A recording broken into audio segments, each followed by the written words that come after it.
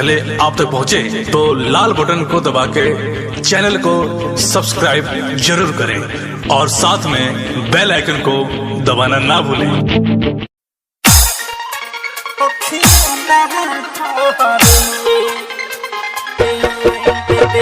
DJ विकास लीगा सीतामढ़ी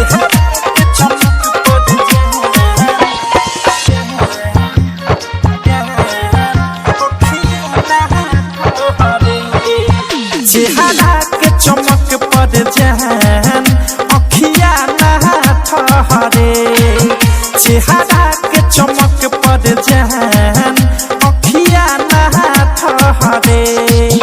मार light दूध से वाइट रूपवा तहरे, चेहरा के चमक पर जहन अखिया ना ठहरे, चेहरा के चमक पर जहन अखिया ना ठहरे।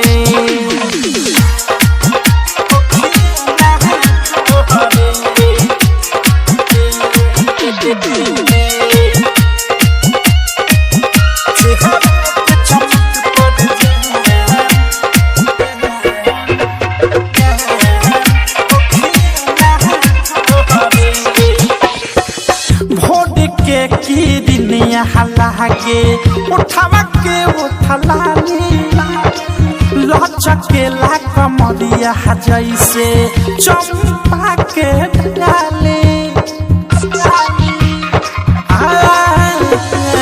भोट के की दुनिया हलागे उठावा के उठलानी लचके ला कमरिया जैसे चंपा के किसिया गंगा के पानी जस लहरे, किसिया गंगा के पानी जस लहरे। चेहरा के चमक पर जहन अखिया ना ठहरे, चेहरा के चमक पर जहन अखिया ना ठहरे। डीजे विकास लीगा सीतामढ़ी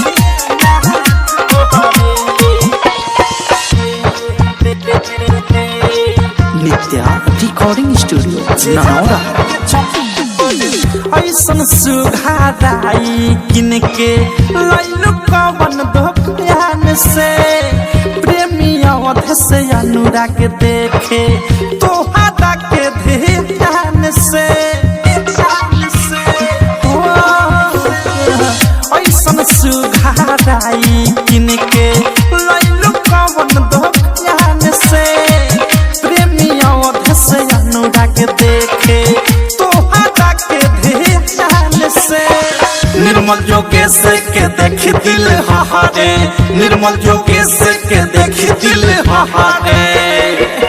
चेहरा के चमक पर जहन अखिया ना ठहरे, चेहरा के चमक पर जहन अखिया ना ठहरे। मार लाइट दूध से वाइट रूपवा तहरे, चेहरा के चमक पर जहन अखिया ना ठहरे, चेहरा के चमक पर जहन